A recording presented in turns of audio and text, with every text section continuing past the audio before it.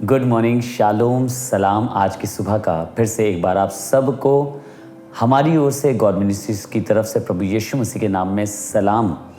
और मैं परमेश्वर का धन्यवाद करता हूँ। हमारा परमेश्वर अनुग्रहकारी परमेश्वर है, दयावंत परमेश्वर है और मुझे और आपको प्रति भोर अपनी नई करुणा से तृप्त करता है। Once again I am glad that I am bringing a word of God for you. मैं खुश हूँ कि मैं आज की सुबह आपके लिए, आज के इस दिन के लिए एक कलाम लेके आया हूँ जो नीति वचन का पहला बाब और उसकी 20वीं आयत से लिखा हुआ है। 20वीं, 21वीं और 22वीं आयत आज आपके लिए पढ़ूंगा। Proverbs chapter 1 verse 20th, 21st and 22। बुद्धि सड़क में ऊंचे स्वर से बोलती है और चौकों में प्रचार करती है। वो बाजारों की भीड़ में पुकारती है, वह फाटकों के बीच में और नगर के भीतर भी ये बातें बोलती है। हे भोले लोगों, तुम कब तक भोलेपन से प्रीति रखोगे? और हे ठट्टा करने वालों, तुम कब तक ठट्टा करने से प्रसन्न रहोगे? और हे मूर्खों, तुम कब तक ज्ञान से बैर रखोगे? परमेश्वर का वचन बता रहा है, अगर आप इसको पढ़ेंगे तो आप देखेंगे ऐसा लग रहा है कि जैसे जो विजडम है या जो परमेश्वर की बुद्धि है वो हर जगह लोगों से बात कर रही है। कोई जगह छोड़ी नहीं, उसने कोई जगह को ऐसी जाने नहीं दिया है। At every place the wisdom of God is trying to reach out to people. Listen to it once again. लिखा है, बुद्धि सड़क में ऊंचे स्वर से बोलती है और चौकों में प्रचार करती है। वो बाजारों की भीड़ में पुकारती है, वे फाटकों के बीच में और नगर के भीतर भी ये बातें बोलती है। जब इन आयतों को हम पढ़ते हैं तो ऐसा लग रहा है जैसे the wisdom of God is trying its best to reach out to everybody.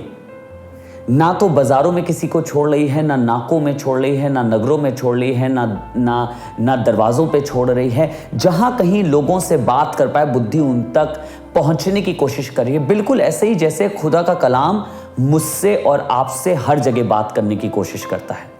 हमारे परिवार में, हमारे घर में, हमारे बिजनेस में, हमारी नौकरी में, हमारे उठने में, हमारे बैठने में, हमारी सुबह में और हमारी शाम में ऐसा लगता है जैसे खुदा का वचन मुझसे और आपसे कंटिन्यूसली कुछ ना कुछ कहना चाह रहा है। और कहना क्या चाह रहा है? सुनिए, बुद्धि क्या कहना चाहिए। कहने लगी, हे भोले लोगों, तुम कब तक भोलेपन से प्रीति रखोगे? भोला उसको कहा जाता है जिसको कोई भी बहुत जल्दी मूर्ख बना ले, जिसको कोई भी बहुत जल्दी बेवकूफ बना ले। और खुदा का कलाम पूछ रहा है, तुम कब तक ऐसे बन के रहोगे? आपको याद होगा परमेश्वर के वचन की एक आयत है जो ये कहती है कि कबूतर के नाई भोले और सांप की नाई चालाक बनो। हम अपने आप को बिल्कुल भोला बना के रखते हैं। कोई भी आता है हमसे फुसला के हमसे काम करा लेता है या हमसे कुछ भी बोल के चला जाता है। किसी ने बता दिया कि भैया इस वाले तरीके से ये काम होता है, हम खुदा के कलाम को छोड़ के उस तरीके से करने लग गए। किसी ने बोला, अरे नहीं कहाँ, इसमें दुआ नहीं, इसमें इस तरीके से आपको काम करना पड़ेगा। हम दुआ छोड़ के कुछ और में लग गए। हम भोले हैं और लोग हमें बहुत ईजिली भटका देते हैं। पर सुनेगा क्या लिखा है? लिखा है, हे भोले लोगों, तुम कब तक भोलेपन से प्रीति रखोगे? और हे ठट्टा करने वालों, तुम कब तक ठट्टा करने से प्रसन्न रहोगे? और हे मूर्खों, तुम कब तक ज्ञान से बैर रखोगे? क्या कर रही है बुद्धि? On all places, at all places the wisdom of God is trying to reach out to the people. हर जगह पे खुदा की बुद्धि, खुदावंत की बुद्धि, उसका ये नीति, उसकी अकलमंदी मुझसे और आपसे बात करना चाहती है। क्या मैं और आप उसकी अकलमंदी को मौका देंगे कि हाँ तू मुझसे बात कर? हाँ परमेश्वर, जब तू मुझे नाके में समझाना चाह रहा है तो मैं वहाँ तेरी बात सुनने के लिए तैयार हूँ। जब मुझे नगर के द्वार पे समझाना चाह रहा है तो मैं वहाँ तेरी बात सुनने के लिए तैयार हूँ। जब तू मुझे सड़क में तू पुकार रहा है, मैं सड़क पे तेरी बुद्धिमानी की बातें सुनने के लिए तैयार हूँ। जब चौकों में तू मुझसे बात करना चाह रहा है प्रचार करके, तब मैं वहाँ तेरी सुनने के लिए तैयार हूँ। Wisdom wants to reach out to us. खुदा का कलाम मुझ तक और आप तक पहुंचना चाहता है, मुझ तक और आप तक बात करना चाहता है। आइए मैं और आप भी अपने आप को ओपन करें कि खुदा के कलाम को सुने और अपने जीवन में उसको मौका दें ताकि वो मेरे और आपके जीवन में इन अपनी बुद्धिमानी को, अपनी अकलमंदी को, अपनी नीतियों को रख सके। क्या आप मेरे संग दुआ करना चाहेंगे? Would you like to pray with me? क्या आप मेरे संग इस प्रार्थना को करना चाहेंगे? आइए मैं और आप मिलके दुआ करें।